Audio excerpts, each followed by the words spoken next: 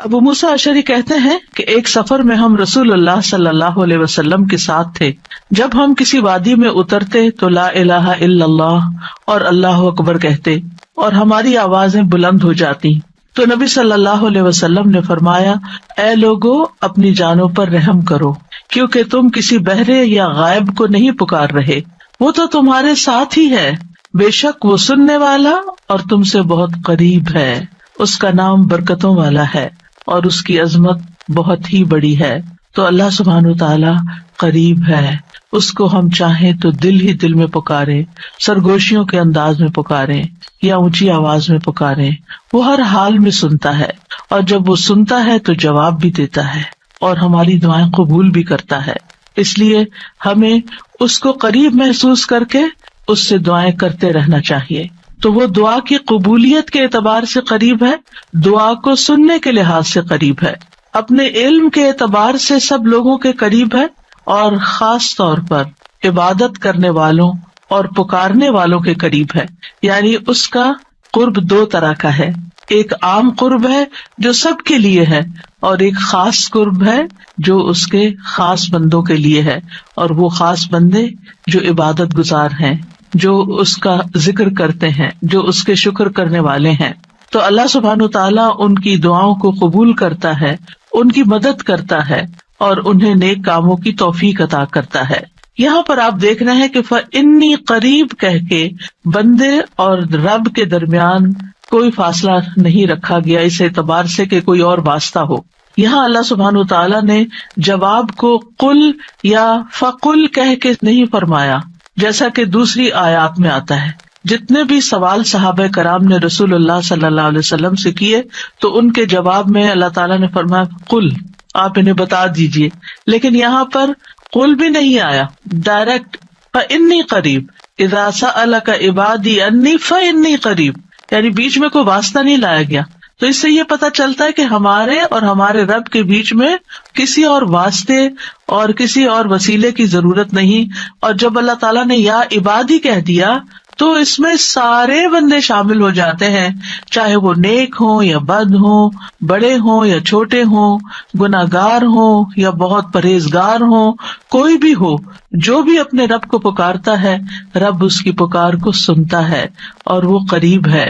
لہٰذا جب ہمارا رب قریب ہے اور مجیب ہے، جیسا کہ آپ جانتے ہیں پروگرام کا نام بھی قریب و مجیب اسی لیے رکھا گیا کہ ہمارا اگر اپنے رب سے تعارف ہو جاتا ہے، ہم اپنے رب کو پہچان جاتے ہیں کہ ہم کس کو پکار رہے ہیں اور وہ کہاں ہے، تو جتنا ہمارا یہ یقین ہوگا کہ وہ ہمارے قریب ہے اور وہ سنتا ہے اور جواب دیتا ہے، اتنی ہی زیادہ محبت اور توجہ کے ساتھ، اخلاص کے ساتھ ہم دعا کریں گے انشاءاللہ. اور پھر آپ دیکھیے کہ اللہ تعالیٰ ہماری دعاؤں کو ضائع نہیں کرتا. اجیب دعوت الداعی اذا دعانی، مطلب یہ ہے کہ جو بھی مجھ سے مانگتا ہے وہ کچھ پا کے ہی لوٹتا ہے، وہ نامراد نہیں ہوتا.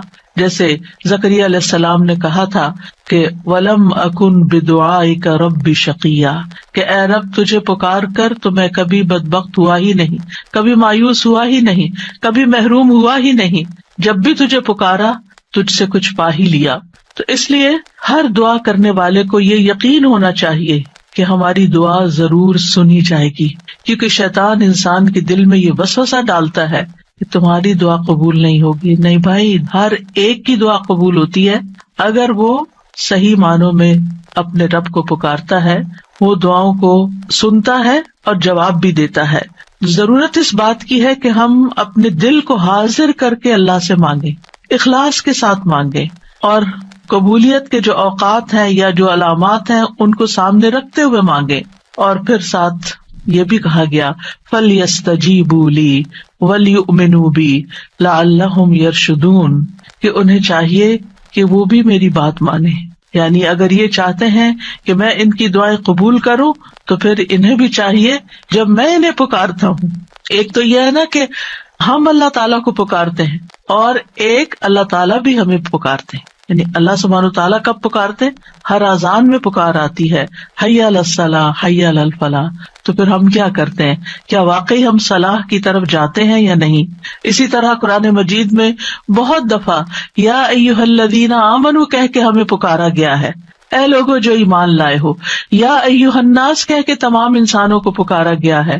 تو کیا ہم انسان بھی اپنے رب کی پکار کو سنتے ہیں؟ کیا ہم بھی جواب دیتے ہیں؟ کیا ہم بھی اس کی طرف بڑھتے ہیں؟ اور پھر یہ کہ وَلْيُؤْمِنُوا بِی، چاہیے کہ وہ مجھ پر ایمان لائیں، چاہیے کہ وہ میری بات مانیں. لَعَلَّهُمْ يَرْشُدُونَ، شاید کہ وہ سیدھی راہ پا جائیں. رسول اللہ صلی اللہ علیہ وسلم نے فرمایا، تم میں سے ہر ایک کی دعا قبول کی جاتی ہے جب تک کہ کوئی گناہ یا قطع رحمی کی دعا نہ کرے، بشرطے کہ جلدی بھی نہ کرے. پوچھا گیا یا رسول اللہ وہ جلدی کیا ہے؟ فرمایا یہ کہ کوئی یوں کہے کہ میں نے دعا کی اور میں نے دعا کی، یعنی دوبارہ کہ میں نے تو کئی بار دعا کی، بہت دعا کی، میری تو دعا قبول نہیں ہوتی، اور اس طرح وہ تھک ہار کر دعا کرنا چھوڑ دے. ایسا نہ کرے بلکہ دعا کرتا رہے، کیونکہ اس کی قبولیت کے مختلف طریقے ہیں. تو اللہ سبحانہ تعالیٰ ہم سے قریب ہے. ایک اور آیت میں آتا ہے سورۃ ہود کی، وَإِلَىٰ ثَمُودَ أَخَاهُمْ صَالِحًا قَالَ يَا قَوْمِ اعْبُدُوا اللَّهَ مَا لَكُم مِّنْ إِلَٰهٍ غَيْرُهُ هُوَ أَنشَأَكُم مِّنَ الْأَرْضِ وَاسْتَعْمَرَكُم فِيهَا فَاسْتَغْفِرُوهُ ثُمَّ تُوبُوا إِلَيْهِ إِنَّ رَبِّي قَرِيبٌ مُّجِيبٌ. اور سمود کی طرف ان کے بھائی صالح کو بھیجا، اس نے کہا اے میری قوم، اللہ کی عبادت کرو، اس کے سوا تمہارا کوئی معبود نہیں، اسی نے تمہیں زمین سے پیدا کیا اور تمہیں اس میں آباد کیا، سو اس سے بخشش مانگو، پھر اس کی طرف پلٹ آؤ، یقیناً میرا رب قریب ہے، قبول کرنے والا ہے. ان ربی قریب مجیب.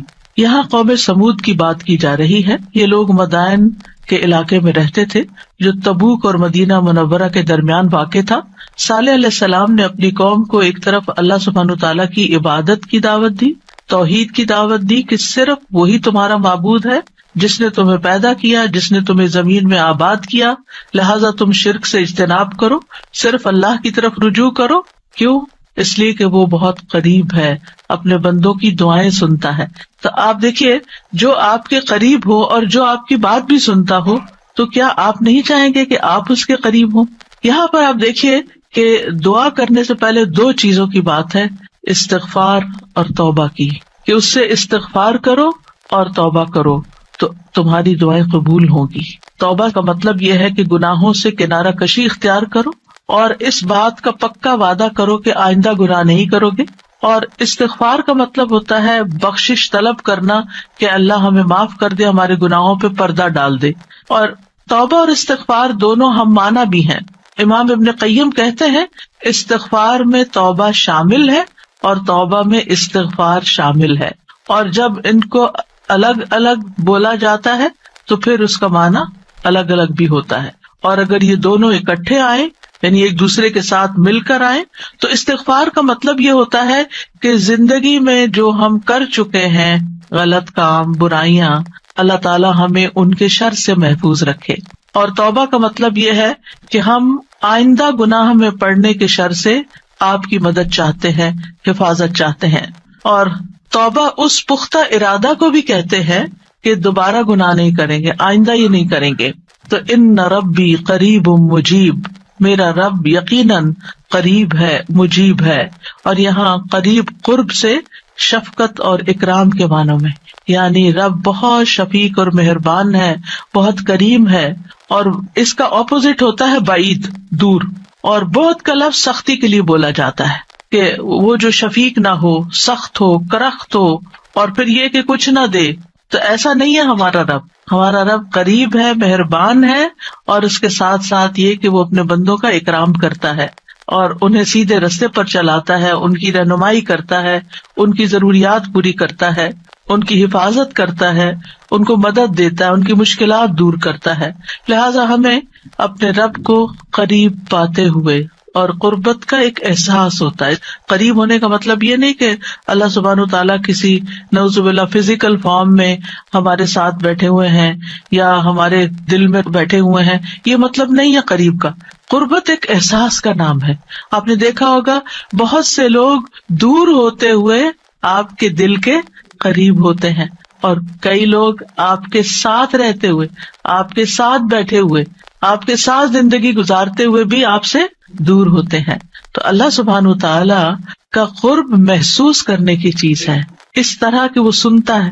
اللہ سبحانہ وتعالیٰ سنتا ہے، السمیع ہے، اللہ تعالیٰ دیکھتا ہے، البصیر ہے، اللطیف ہے، الخبیر ہے، ہمارے دلوں کے راز بھی جانتا ہے. تو اس سے بڑھ کے قریب کون ہوگا، جو شہرک سے بھی زیادہ قریب ہے، اور جو ہمارے دل میں خیال اٹھ کر جو ہمارے دماغ تک جاتا ہے اس سے پہلے کہ دماغ تک جائے وہ بیچ میں حائل ہوتا ہے اور وہ جان لیتا ہے کہ بندہ کیا سوچ رہا ہے. نہ صرف یہ کہ وہ یہ جانتا ہے کہ اس وقت کیا کر رہے ہیں ہم، وہ یہ بھی جانتا ہے ہم پاسٹ میں کیا کر چکے ہیں، اور وہ یہ بھی جانتا ہے کہ ہم فیوچر میں کیا کچھ کرنے والے ہیں. کوئی اور ہے ایسا جو اتنا زیادہ ہمیں جانتا ہو؟ کیا وہ ہماری ضروریات کو نہیں جانتا ہوگا؟ کیا وہ ہمارے دکھ کو نہیں جانتا؟ کیا وہ ہماری پریشانیوں کو نہیں جانتا؟ کیا وہ ہماری زندگی کے مقاصد کو نہیں جانتا؟ کیا وہ ہماری کوششوں کو نہیں جانتا؟ کیا وہ ہماری عبادتوں کو نہیں جانتا؟ وہ خوب جانتا ہے، وہ سب کچھ جانتا ہے. تو جو جانتا ہے اس سے مانگے بنسبت اس کے کہ جو جانتا بھی نہیں ہے اور ہم اس سے توقعات لگا کے بیٹھے رہے کہ یہ ہمارے لیے کچھ کریں گے. عام طور پر ہم جب کسی مشکل کا شکار ہوتے ہیں تو پھر بندوں کی طرف دیکھتے ہیں، نہیں، جو اپنے رب کو قریب پاتے ہیں وہ اپنے رب ہی کی طرف دیکھتے ہیں اور رب ہی کی طرف پلٹ پلٹ کر جاتے ہیں. اور تابا یتوبو کا مطلب پلٹ پلٹ کر جانا بھی ہے کہ واپس پلٹتے ہیں کہ اللہ تعالیٰ اگر ہماری کسی بات سے آپ ناراض ہو گئے یا ہم سے خفا ہیں تو ہم تیری ہی طرف پلٹتے ہیں. اعوذ بک منک، تجھ سے ڈر کے پھر تیرے ہی پاس پناہ لیتے ہیں اپنے گناہوں کے شر سے بچنے کے لیے، اپنی سیئات سے بچنے کے لیے. تو اس لیے تھرو آؤٹ جو ہمارا انشاءاللہ پروگرام ہوگا اس میں آپ یہ 2 لفظ بس پکے کر لیں، وہ قریب ہے، وہ مجیب ہے، وہ بہت قریب ہے اور وہ جواب بھی دیتا ہے، وہ دعائیں قبول بھی کرتا ہے. اس لیے اس رمضان میں خوب خوب دعائیں کرنی ہے. اور ویسے بھی آپ دیکھیں کہ دعا افضل ترین عبادت ہے. الدعاء مخ العبادہ، عبادت کا جوہر ہے، عبادت کی ٹاپ پر ہے. تو رمضان کا مہینہ عبادت کے لیے، لہٰذا اس عبادت میں دعاؤں کا ایک خاص حصہ ہونا چاہیے. دعا ہے کیا؟ دعا کا لفظ عربی زبان میں دال عین واو سے مل کر بنا ہے. دعا یدعو دعاء و دعوتن، یہ 2 مصدر ہیں اس سے. اور دعا کا لفظی معنی ہوتا ہے کسی کو آواز اور کلام کے ساتھ مائل کرنا، پکارنا، یعنی آواز بھی دینا، اس سے بات بھی کرنا اور اس کو اپنی طرف متوجہ کرنا. ایک ہوتا ہے کسی سے بات کرنا لیکن اس میں مقصد یہ نہیں ہوتا کہ میری طرف متوجہ ہو. مثلا میں آپ سے بات کر رہی ہوں اس وقت تو مجھے آپ سے یہ ایکسپیکٹیشن نہیں کہ آپ میری طرف متوجہ ہو کہ میری کوئی مدد کریں. لیکن دعا میں جب انسان پکارتا ہے تو اس کا مطلب ہوتا ہے کہ دوسرا متوجہ ہو اور جس مقصد کے لیے اس کو پکارا جا رہا ہے وہ مقصد بھی پورا ہو جائے. عربی میں کہتے ہیں دعوت اللہ، میں نے اللہ کو پکارا، یعنی میں نے سوال کرتے ہوئے، اللہ تعالیٰ کی طرف عاجزی کرتے ہوئے جو خیر ہے اس کے پاس، اس میں رغبت رکھی اور اس رغبت کو طلب کرنے کے لیے اس کو پکارا، یعنی اس رغبت کے ساتھ اس کو پکارا. قرآن مجید میں دعا کا لفظ مختلف معنوں میں استعمال ہوا ہے. نمبر 1 دعا بمعنی ندا، آواز دینے کے معنوں میں. دعا کا مطلب کیا؟ آواز دینا. جیسے سورۃ آل عمران میں آتا ہے فَقُلْ تَعَالَوْا نَدْعُ أَبْنَاءَنَا وَأَبْنَاءَكُمْ وَنِسَاءَنَا وَنِسَاءَكُمْ وَأَنفُسَنَا وَأَنفُسَكُمْ. تو آپ کہہ دیجئے کہ آؤ ہم اپنے اور تمہارے بیٹوں کو اور اپنی اور تمہاری عورتوں کو بلا لیں، پکار لیں، یعنی تم بھی ان کو بلا لو، ہم بھی بلا لیتے. تو بلانے کے معنوں میں استعمال ہوتا ہے. تو عربی زبان میں دعا اور ندا یہ 2 لفظ مترادف بھی ہیں، ایک دوسرے سے ملتے جلتے ہیں، سینونیمز ہیں، ایک جگہ پر اکٹھے بھی استعمال ہوئے ہیں.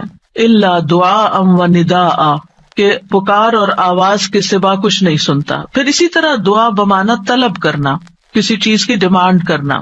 قرآن مجید میں آتا ہے وَلَا تَزِرُ وَازِرَةٌ وِزْرَ أُخْرَى وَإِن تَدْعُ مُثْقَلَةٌ إِلَىٰ حِمْلِهَا لَا يُحْمَلْ مِنْهُ شَيْءٌ وَلَوْ كَانَ ذَا قُرْبَىٰ. اور کوئی بھی بوجھ اٹھانے والا کسی دوسرے کے گناہوں کا بوجھ نہ اٹھائے گا. یہ کب کی بات ہے؟ قیامت کے دن. اور کوئی بوجھ سے لدا ہوا شخص اپنا بوجھ اٹھانے کے لیے کسی کو بلائے گا، اس کو پکارے گا، وَإِن تَدْعُ، تو وہ اس میں سے کچھ بھی نہیں اٹھا سکے گا، کوئی مدد نہیں کرے گا قیامت کے دن، اگرچہ وہ قریبی رشتے دار ہی کیوں نہ ہو. تو کسی کو مدد کے لیے بلانا، آؤ میرا سامان اٹھاؤ، میرا بوجھ اٹھاؤ، اس کے لیے بھی لفظ دعا جس میں ایک طلب پائی جاتی ہے استعمال ہوتا ہے. اسی طرح دعا کا لفظ بمعنی قول بات کے بھی استعمال ہوتا ہے. قرآن مجید میں آتا ہے فما کان دعواہم اذ جاءہم بأسنا الا ان قالوا انا كنا ظالمین. جب ان کے پاس ہمارا عذاب آیا تو ان کا قول اس کے سوا کچھ نہ تھا کہ وہ کہنے لگے بے شک ہم ہی ظالم تھے. تو یہاں پر قول یا بات کے معنوں میں آیا ہے. پھر اسی طرح دعا کا لفظ عبادت کے معنوں میں بھی آتا ہے.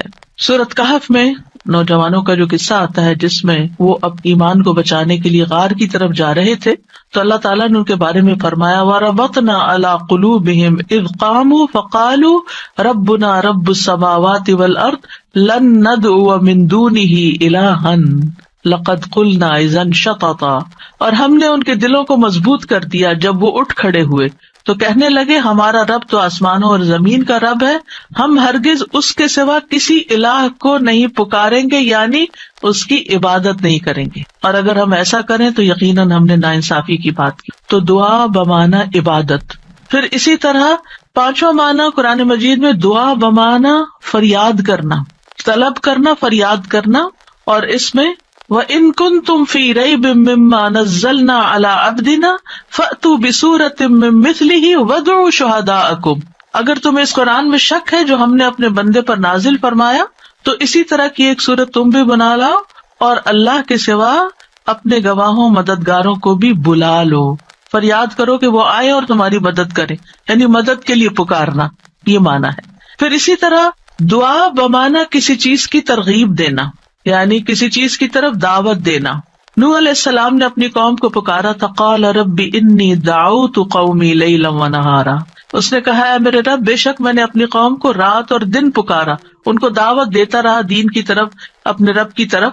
اور اس میں معنی عبادت کا بھی ہے کہ اللہ کی عبادت کرو تو عبادت کی دعوت میں ان کو دیتا رہا. پھر اسی طرح دعا بمعنی منسوب کرنا، نسبت دینا. ادعوہم لآبائہم، ان بچوں کو ان کے حقیقی باپوں کی نسبت سے پکارو، یعنی ادعوہم کا مطلب ہے کہ ان کو اپنے باپوں کی طرف ہی منسوب کرو، جن کے وہ بچے ہیں باپ کا نام نہیں بدلو. اور آٹھواں معنی ہے سوال کرنا، دعا بمعنی سوال. جیسے بنی اسرائیل نے موسیٰ علیہ السلام سے کہا قالوا ادع لنا ربک یبین لنا ما ہی، انہوں نے کہا تم اپنے رب سے ہمارے لیے دعا کرو. تو یہ جو دعا ہے یہ بمعنی سوال ہے، یعنی مانگو کہ وہ ہمارے لیے بیان کر دے کہ وہ گائے کس طرح کی ہو. تو قرآن مجید میں یہ دعا کا لفظ مختلف معنوں میں استعمال ہوا ہے، لیکن دعا کا عمومی شرعی معنی کیا ہے؟ اللہ کی بارگاہ میں عاجزی کے ساتھ سوال کرنا اور اللہ کے پاس جو خیر ہے اس میں راغب ہونا، رغبت رکھنا. اللہ کی بارگاہ میں اللہ کے حضور عاجزی کے ساتھ سوال کرنا، چیخ چلا کے نہیں بلکہ بہت ہمبل طریقے سے. اور جو خیر اللہ کے پاس ہے اس میں رغبت رکھنا، اس کا شوق رکھنا. طیبی کہتے ہیں اس سے مراد ہے اللہ کی بارگاہ میں انتہا درجے کی عاجزی، انکساری اور محتاجگی ظاہر کرنا.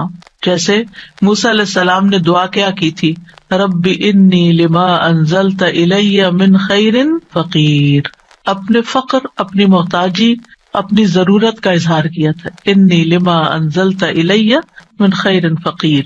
امام ابن قیم کہتے ہیں اس سے مراد ہے ایسی چیز کو طلب کرنا جو دعا کرنے والے کو فائدہ دے، یعنی فائدے کی چیز حاصل کرنے کے لیے سوال کرنا، اور ایسی چیز کو دور کرنے کے لیے طلب رکھنا جو اس کو نقصان دیتی ہو. تو پھر دو طرح سے دعا کرتا ہے انسان، کچھ فائدے کی چیزیں مانگتا ہے اور کچھ نقصان والی چیزوں کو دور کرنے کے لیے اللہ سے درخواست کرتا ہے.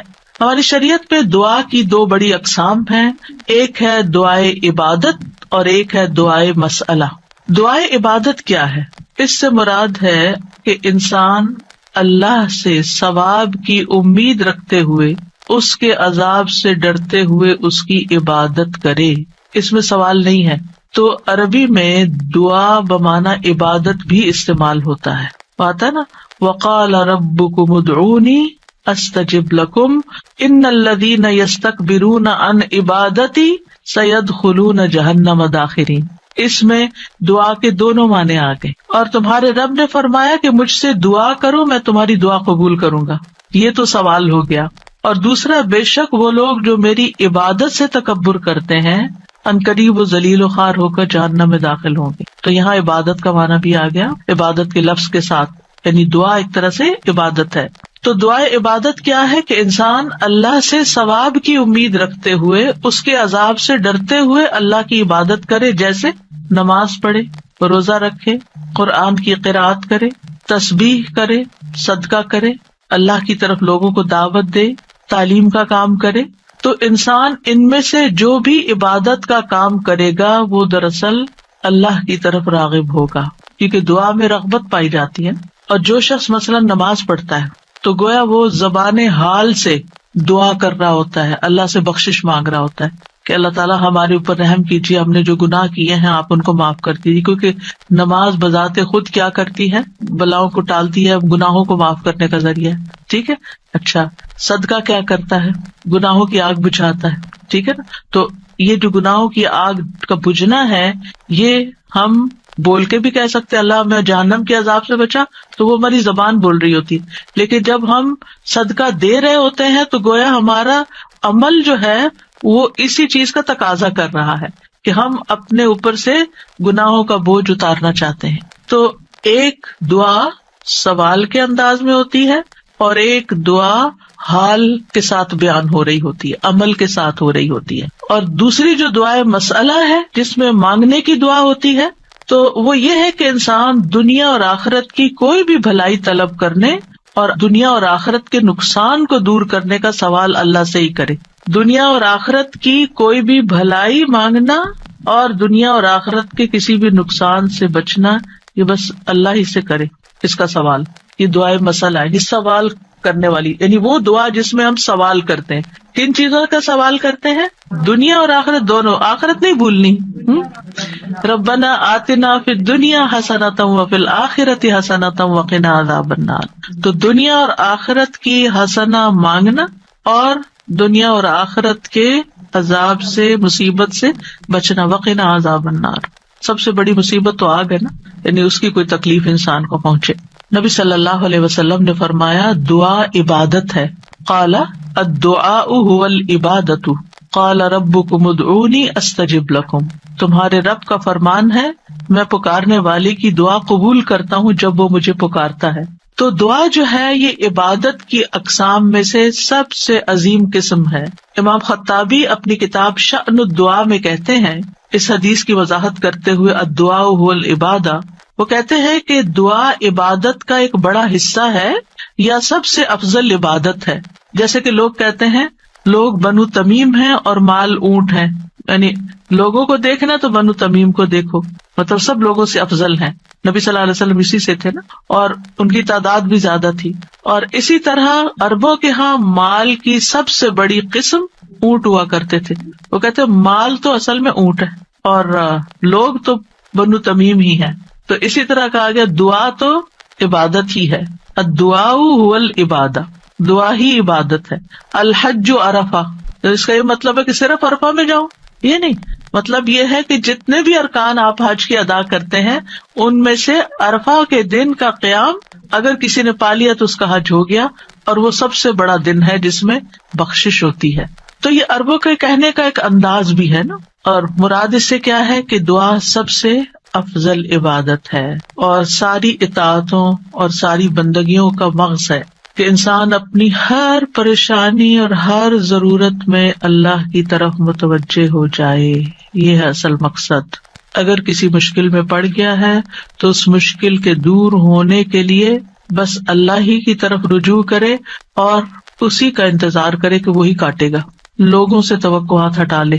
اس کا یہ مطلب نہیں کہ ہم لوگوں سے ہیلپ لے نہیں سکتے، آپ لوگوں سے ہیلپ لے سکتے ہیں، آپ ان کو بتا سکتے ہیں کہ آپ کس مشکل میں اور اس کا حل کیا ہے، لیکن ان سے توقع نہ رکھے کہ یہ میری مشکل حل کر دیں گے. مثلاً آپ کو کوئی پرابلم ہوئی ہے، آپ کسی سے مشورہ کرنا چاہتے ہیں، آپ کسی سے کاؤنسلنگ لینا چاہتے ہیں، آپ ضرور لیں، لیکن یہ توقع نہ رکھیں کہ یہ آپ کا مسئلہ حل کر دے گا یا بس یہی آپ کے لیے سب کچھ ہو گیا.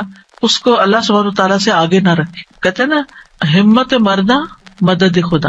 ہمت آپ نے کرنی ہے، کوشش آپ نے کرنی، مدد اللہ نے کرنی ہے. دعا کی بھی ہمت ہوتی ہے اور دعا کے لیے بھی ایک ایفرٹ لگانی پڑتی ہے اور اس کے لیے یکسو ہونا پڑتا ہے. خصوصاً آپ دیکھیں کہ جب کسی بڑی پریشانی کے نتیجے میں انسان کے ہوش اڑ جاتے ہیں، اوسان خطا ہو جاتے ہیں، اس کو کچھ سمجھ نہیں آتی، تو ایسی صورت میں انسان اپنے خیالات کو مجتمع کر کے، فوکس کر کے، پوری توجہ کے ساتھ اللہ کی طرف جب متوجہ ہوتا ہے تو یہ ہے اصل میں دعا کی روح. اور نہ صرف یہ کہ بڑی مشکلات میں بلکہ چھوٹی چھوٹی ضروریات میں بھی اللہ کی طرف رغبت کرنی چاہیے. دعا کی ضرورت کیوں ہے ہماری زندگی میں؟ کیونکہ ہم اللہ کے محتاج ہیں، بادشاہ وہی ہے، ہم فقیر ہیں.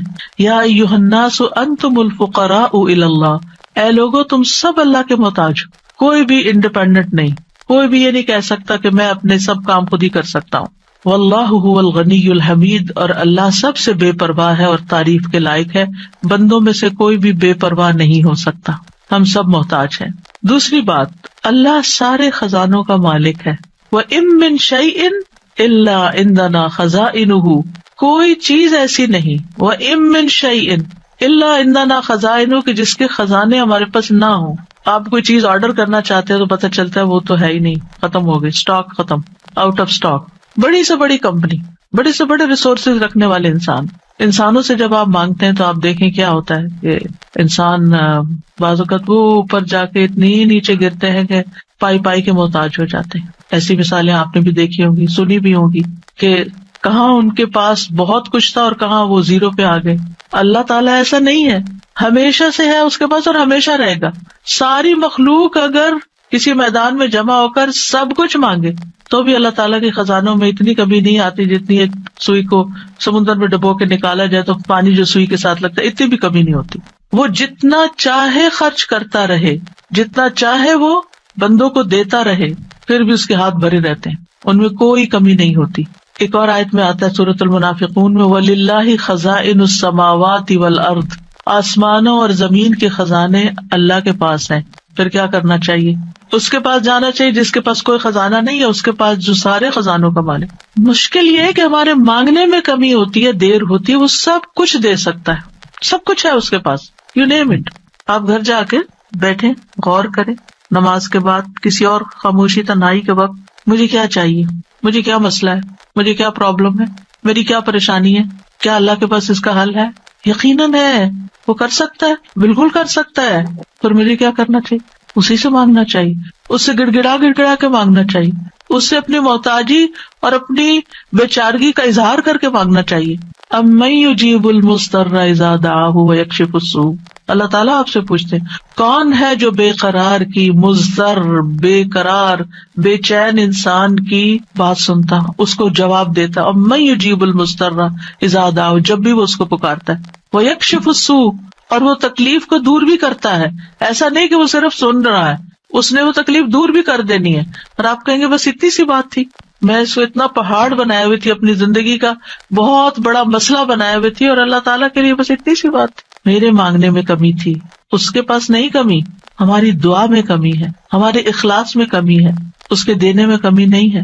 اس طرح پکارا کرے نا کہ اللہ تعالیٰ آپ تو دے کر کسی کمی کا شکار نہیں ہوتے، لیکن میری کمی پوری ہو جائے گی. پھر آپ دیکھیں ہر بھلائی دینے اور ہر تکلیف دور کرنے پہ قادر ہے. سورۃ الانعام میں آتا ہے وَإِن يَمْسَسْكَ اللَّهُ بِضُرٍّ فَلَا كَاشِفَ لَهُ إِلَّا هُوَ وَإِن يَمْسَسْكَ بِخَيْرٍ فَهُوَ عَلَى كُلِّ شَيْءٍ قَدِيرٌ، اگر اللہ تجھے کوئی تکلیف پہنچائے تو اس کے سوا کوئی دور کرنے والا نہیں، اور اگر وہ تجھے کوئی بھلائی پہنچائے تو وہ ہر چیز پر پوری طرح قادر ہے. وہ سب کچھ کر سکتا ہے، وہ قادر ہے. نہ آپ کی کوئی خیر اور بھلائی کو لے جا سکتا ہے، کیونکہ عام طور پہ ہم وہم کا شکار رہتے ہیں کہ اگر میری اس نعمت کا کسی کو پتہ چل گیا تو پھر کیا ہوگا، شاید وہ نظر ہی لگ جائے اور نعمت چھین ہی جائے.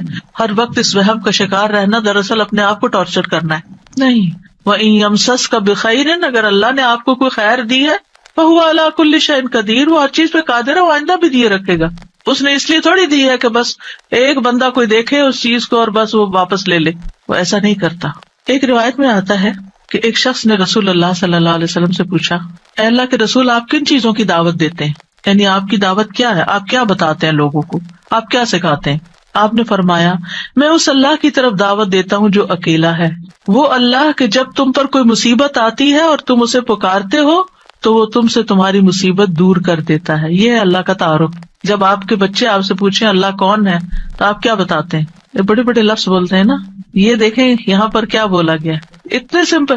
آپ بچے کو کہہ سکتے ہیں اللہ وہ ہے جو تمہیں کھانا دیتا ہے، اللہ وہ ہے جو تمہیں فلاں چیز دیتا ہے، تمہیں ماما بابا دیے ہیں. جو جو بچے کی ضرورت ہوتی ہے ایج کے حساب سے آپ اس اعتبار سے بچے کو اللہ کا تعارف کرا سکتے ہیں، وہ ان چیزوں کے ساتھ جو نظر آتی ہیں اور جو اس کی پسند کی ہیں کہ وہ ہے اللہ. پھر آپ نے فرمایا کون ہے اللہ کہ جب تم کسی بیابان اور جنگل میں راستہ بھول جاؤ اور تم اس سے دعا کرو تو وہ تمہیں واپس پہنچا دیتا ہے. اور صرف جنگل بیابان نہیں، اب تو خیر GPS وغیرہ کی سہولت موجود ہے، تو اس کے باوجود بھول جاتے ہیں نا، اس کے باوجود غلط ٹرن لے لیتے ہیں، کبھی پہلے اور کبھی بعد میں. GPS فریز ہو جاتے ہیں، نیٹ چلا جاتا ہے، روڈ میپ ختم ہو جاتا ہے، کئی مسائل ہیں. تو کبھی بھی راستہ بھولیں تو ہم پہلی بات یہ سوچیں کہ اللہ سے دعا کرتے ہیں اللہ راستہ دکھا دے. راستہ بھولنے پر مجھے کبھی ٹینشن نہیں، میں ہمیشہ سوچتی ہوں اللہ پہنچا دے گا، ہو جائے گا، کوئی مسئلہ نہیں. اللہ کے تو علم ہے نا. میں تو کہتی ہوں کہ آپ کو پتا ہے نا کہاں ہے، بس وہاں لے جائیں. ہمیں نہیں پتا، آپ کو تو پتا ہے نا. تو جب آپ اللہ سے مانگتے ہیں، کبھی لاڈ پیار سے، کبھی اس کی کسی صفت کا واسطہ دے کر، کبھی اپنی عاجزی محتاجی ظاہر کر کے، تو وہ ضرور سنتا ہے. پھر فرمایا وہ ذات کہ جب تم قحط سالی میں مبتلا ہوتے ہو اور تم اس سے دعا کرتے ہو تو وہ تم پر پیداوار ظاہر کر دیتا ہے، یعنی تمہاری پیداوار اگا دیتا ہے زمین سے. یہ ہے اللہ، یہ اللہ کا تعارف. پھر آپ دیکھیے کہ ہم کیوں اللہ سے مانگے، کیونکہ زمین و آسمان کی ساری مخلوق اللہ ہی سے مانگتی ہے، تو ہم کیوں نہ مانگے.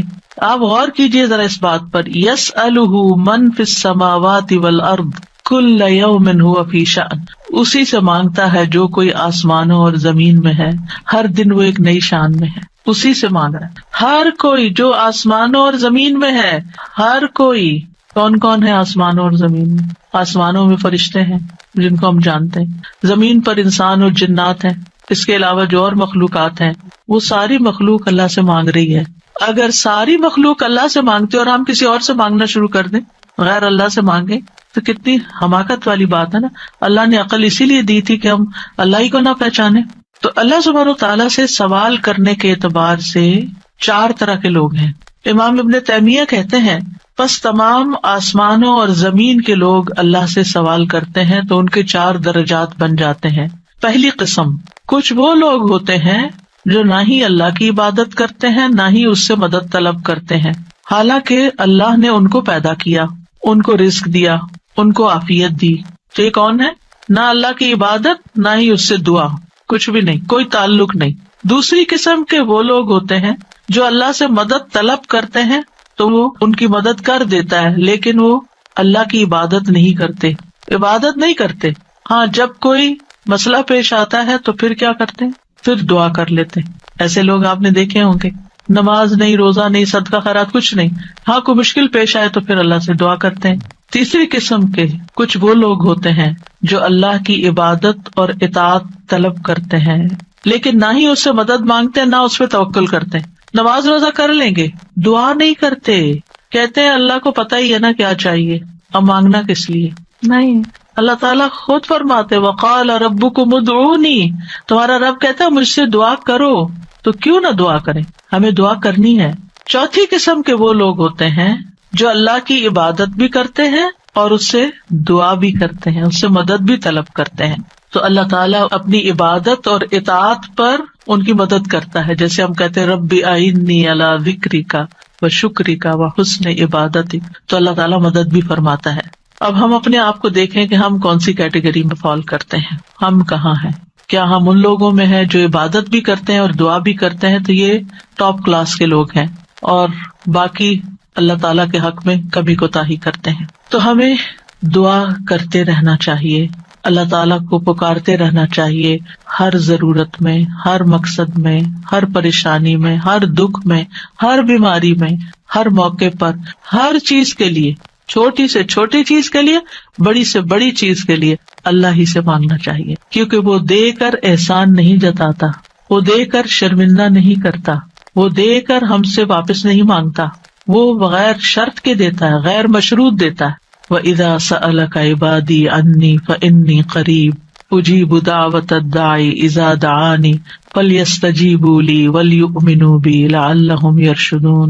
وَإِذَا سَأَلَكَ عِبَادِي عَنِّي فَإِنِّي قَرِيبٌ أُجِيبُ دَعْوَةَ الدَّاعِ إِذَا دَعَانِ فَلْيَسْتَجِيبُوا لِي وَلْيُؤْمِنُوا بِي لَعَلَّهُمْ يَرْشُدُونَ. تو ہمیں مانگتے رہنا چاہیے کیونکہ وہ قریب ہے، وہ مجیب ہے. اللہ سبحانہ و تعالیٰ اپنے بندوں کو خود فرماتا ہے کہ اللہ سے اس کے فضل کا سوال کرو، یہ اللہ کا حکم ہے. سورۃ النساء میں آتا ہے وَاسْأَلُوا اللَّهَ مِن فَضْلِهِ، اور اللہ سے اس کے فضل کو مانگو کہ اللہ اپنا فضل فرما. فضل کیا ہوتا ہے؟ جو ہم ڈیزرو نہیں کرتے، نہ اپنی عبادت کی وجہ سے، نہ کسی محنت کی وجہ سے، نہ کسی قابلیت کی وجہ سے، نہ کسی ہنر کی وجہ سے. ہم ڈیزرو نہیں کرتے لیکن آپ دے سکتے. ہم پھر بھی آپ سے مانگتے ہیں، چاہے ہم اس قابل نہیں لیکن پھر بھی آپ سے مانگ، آپ ہمیں عطا کیجیے. اور اللہ تعالیٰ کو یہ بات پسند ہے کہ بندے اس سے مانگیں، کیونکہ بندے کو جب کسی چیز کی ضرورت ہوتی ہے نا اور وہ اس کو اللہ تعالیٰ سے مانگتا ہے تو وہ اللہ تعالیٰ کے ساتھ کنیکٹ ہو جاتا ہے، اللہ تعالیٰ کو یاد کرتا ہے، اس کے سامنے اپنی حالت کا اظہار کرتا ہے، اپنا دکھ، اپنا شکوہ، اپنا غم، اپنا رنج، اپنی پریشانی اس کو سناتا ہے، جو سن کر آگے نشر نہیں کرتا. جب ہم بندوں کے سامنے اپنی کسی پریشانی کا ذکر کر دیتے ہیں تو بعض اوقات کیا کرتے ہیں، وہ آگے بیان کر دیتے ہیں اور یوں آپ کے راز کھل جاتے ہیں، آپ کا مرتبہ اور مقام لوگوں کی نگاہ میں گر جاتا ہے. کچھ لوگ آپ سے حسد کرنے لگتے ہیں، کچھ لوگ آپ کی تکلیف پہ خوش ہوتے ہیں. تو اس لیے ہمیں اللہ سبحانہ تعالیٰ کے سامنے ہی اپنے رنج اور دکھ کی فریاد رکھنی چاہیے. اللہ تعالیٰ اپنے بندوں کو ہر چیز کو اسی سے مانگنے کا حکم دیتا ہے. اب ہر چیز میں کیا ہے؟ صحیح مسلم کی روایت ہے، ابو ذر غفاری رضی اللہ عنہ کہتے ہیں کہ نبی صلی اللہ علیہ وسلم اپنے رب تبارک و تعالیٰ سے روایت کرتے ہیں کہ بے شک اللہ تعالیٰ فرماتا ہے، اے میرے بندو تم سب گمراہ ہو سوائے اس کے جسے میں ہدایت دوں، پس تم مجھ سے ہدایت مانگو میں تمہیں ہدایت دوں گا. نمبر 1 دعا کیا ہونی چاہیے؟ ہدایت کی. دن کی ہر رکعت میں ہم اہدنا الصراط المستقیم مانگتے ہیں. ہر کام میں ہمیں گائیڈنس چاہیے، ہمیں کلیرٹی چاہیے، چاہے دین کا کام ہو چاہے دنیا کا کام. ہر چیز میں ہمیں صحیح راستہ، صحیح اسٹریٹجیز اختیار کرنے کی ضرورت ہوتی ہے، تب وہ کام ہو پاتا ہے. اور اس طرح ساری کنفیوژن بھی دور ہو جاتی، ساری پریشانی بھی دور ہو جاتی کہ میں نے اللہ سے دعا کر لی، اللہ تعالیٰ آپ مجھے صحیح طریقہ بتا دے، مجھے اس کام کو کیسے لے کے چلنا ہے. تو ہر موڑ پر، ہر کام میں ہمیں ہدایت کی ضرورت ہوتی ہے. تو اہدنا الصراط المستقیم. پھر فرمایا، اے میرے بندو تم سب بھوکے ہو سوائے اس کے جسے میں کھلاؤں، تو تم مجھ سے کھانا مانگو میں تمہیں کھانا کھلاؤں گا. سبحان اللہ. سب سے بڑی ضرورت ہدایت کے بعد انسان کی کیا ہے؟ کھانا، جو اس کو دن میں کئی بار کھانا پڑتا ہے.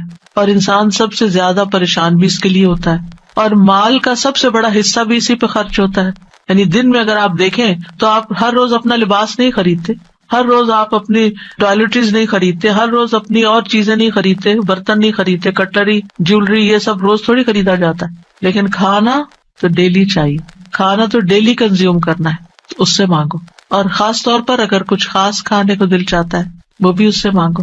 نیوٹریشیس چاہیے، ہولسم چاہیے، صحت مند چاہیے، کیونکہ ساری بیماریاں ہی کھانے سے پیدا ہوتی ہیں. یعنی کھانا مانگو، صرف یہ نہیں کہ ہے نہیں، بلکہ اچھا کھانا مانگو تو اللہ تعالیٰ کھلائے گا. اے میرے بندو تم سب برہنہ ہو سوائے اس کے جسے میں لباس پہناؤں، تو تم مجھ سے لباس مانگو میں تمہیں لباس پہناؤں گا. بعض اوقات انسان کو کوئی خاص چیز پہننے کو دل چاہتا ہے، مانگے اللہ سے، اللہ دے گا. اے میرے بندو تم سب دن رات گناہ کرتے ہو اور میں سارے گناہوں کو بخش دیتا ہوں، تم مجھ سے بخشش مانگو میں تمہیں بخش دوں گا. کیوں اپنے اوپر بوجھ لیے پھرتے ہو؟ کتنے گناہ کر لیے، بہت لیٹ کر دیا، پتہ نہیں اب میری معافی ہوگی یا نہیں، اب میں کیا کروں؟ وہ معاف کر دے گا، مانگ کر تو دیکھو.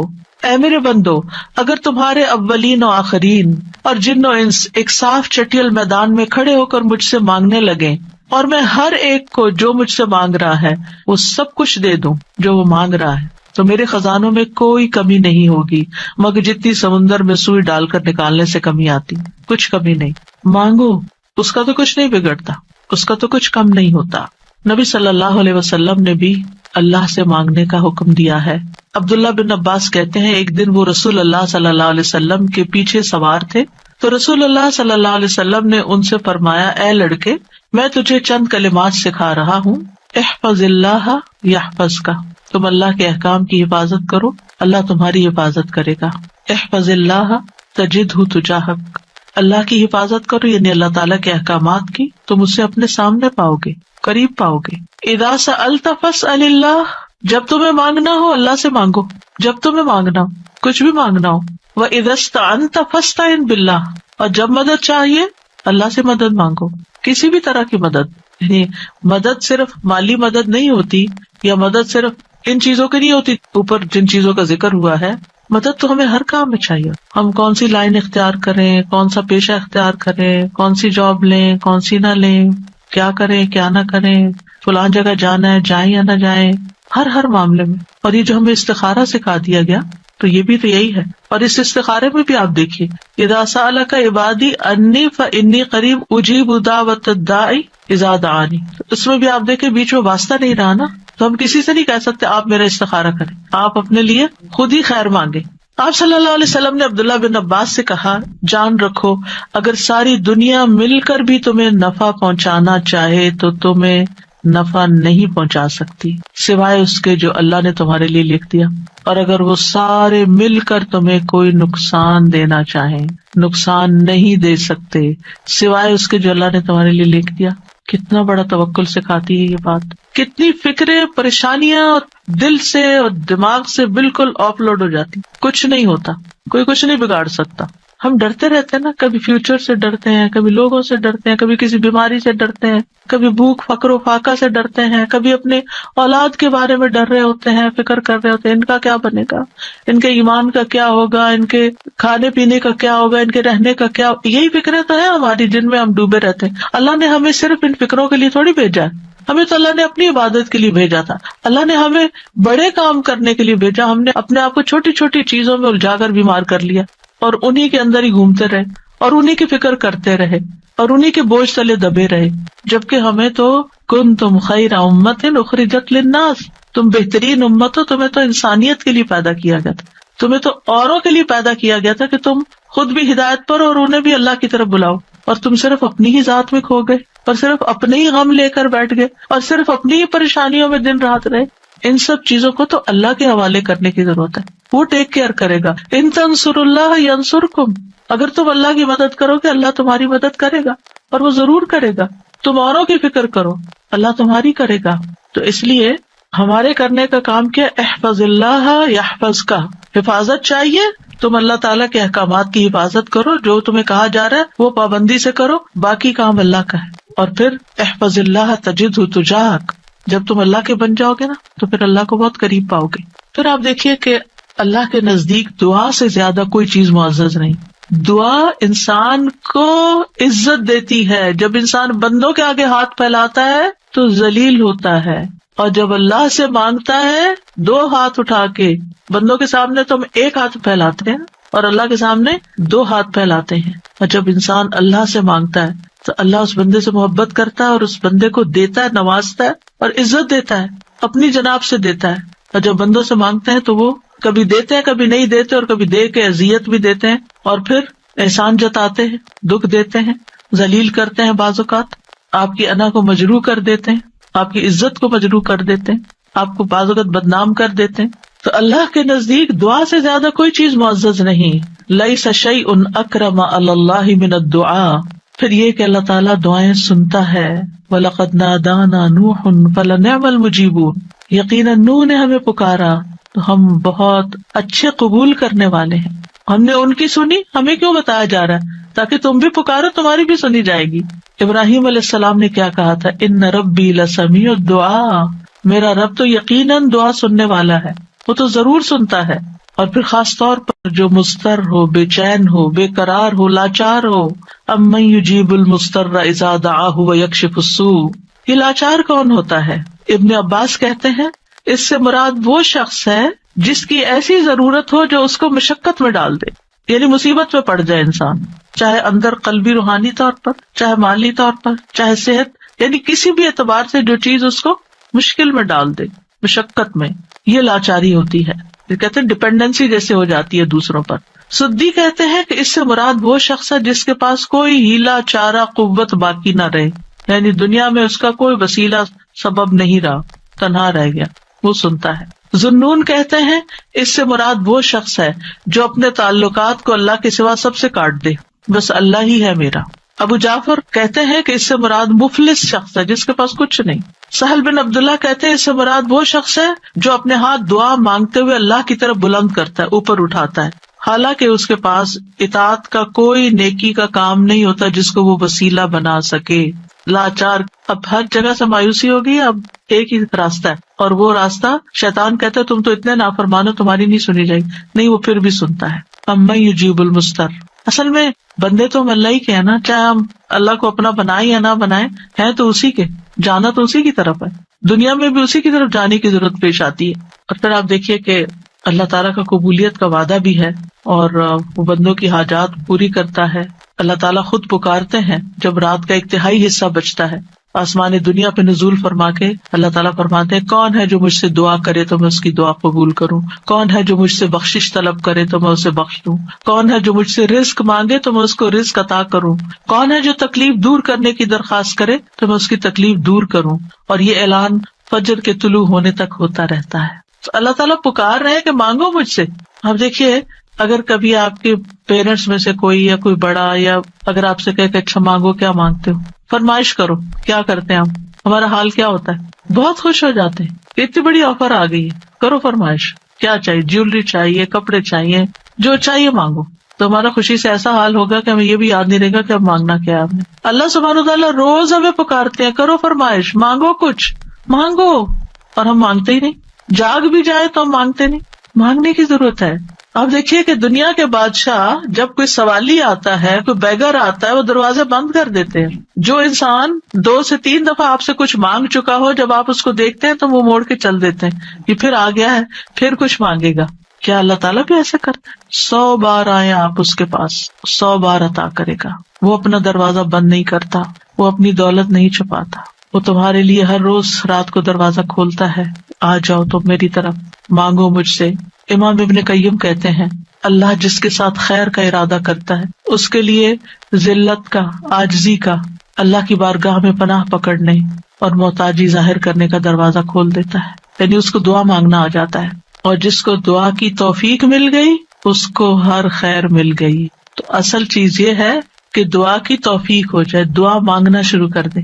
آپ دیکھیں کہ اس نیت سے بھی یہ پروگرام رکھا گیا تھا کہ ہم روز دعا کے بارے میں کچھ سنیں، پھر دعا کے مطلب کو سمجھیں، دعا دعا دعا کرتے رہے تاکہ ہمیں دعا مانگنا آ جائے. یعنی اس کا ہول سول گول ہے اس پروگرام کا وہ یہ کہ ہمیں دعائیں مانگنا آ جائیں، ہم دعاؤں کے شوقین ہو جائیں، دعا مانگنے سے محبت کرنے لگے، دعاؤں کے اوپر یقین کرنے لگے کہ اللہ تعالیٰ سنتا اور ضرور سنے گا، اور ہمارے سارے بوجھ اتر جائیں اور ہم سارے اپنے معاملات اپنے رب کے سپرد کر دیں، اور ہم دنیا میں بھی ایک اچھی زندگی بسر کریں اور آخرت میں بھی. امام ابن تیمیہ کہتے ہیں جب اللہ کسی بندے کے ساتھ خیر کا ارادہ کرتا ہے تو اس کے دل میں دعا مانگنے اور اس سے مدد طلب کرنے کا الہام کر دیتا ہے کہ اللہ سے مانگو، اس کے دل میں ڈال دیتا ہے، اور اللہ اس کے مدد طلب کرنے اور اس کے دعا مانگنے کو اس کے لیے خیر کا ذریعہ بنا دیتے ہیں جس کے لیے اس نے مدد طلب کی ہوتی ہے، یعنی اس کا رستہ نکل آتا ہے. تو دعا مانگنے کے فائدے کیا ہیں؟ دعا ہر حال میں انسان کو فائدہ دیتی ہے. نمبر 1، دعا مانگ رہے ہوتے تو آپ عبادت کر رہے ہوتے ہیں، یہ اجر الگ لکھا جاتا ہے. اللہ تعالیٰ کی پسند کا کام کر رہے ہوتے ہیں، اللہ تعالیٰ سے کنیکٹڈ ہوتے ہیں، اور پھر یا تو دعا فوراً قبول ہو جاتی ہے، جو مانگا وہ اسی وقت مل جاتا ہے، یا پھر یہ کہ کوئی ایسی مصیبت ٹل جاتی ہے جو آنے والی تھی اور آپ کی اس دعا کی وجہ سے وہ مصیبت چلی گئی. رسول اللہ صلی اللہ علیہ وسلم نے فرمایا دعا فائدہ دیتی ہے اس کے بارے میں بھی جو کچھ نازل ہو چکا ہے اور اس کے بارے میں بھی جو نہیں اترا. بس اللہ کے بندو تم پر دعا کرنا لازم ہے، یعنی جو مصیبتیں آ گئی ہیں ان کو بھی دور کرے گی دعا، اور جو ابھی نہیں آئی اتر رہی ہیں ان کو بھی دور کر دے گی، آنے والی مشکلات کو بھی ہٹا دے گی. پھر یہ کہ اللہ تعالیٰ اپنے مانگنے والوں کو خالی ہاتھ نہیں لوٹاتا. حدیث میں آتا ہے بے شک اللہ عز و جل کو اس بات سے حیا آتی ہے کہ اس کا کوئی بندہ اس کے سامنے ہاتھ پھیلا کر کسی خیر کا سوال کرے اور وہ انہیں خالی لوٹا دے، کہ کچھ بھی نہ ڈالے اس میں. ایسا نہیں ہوتا.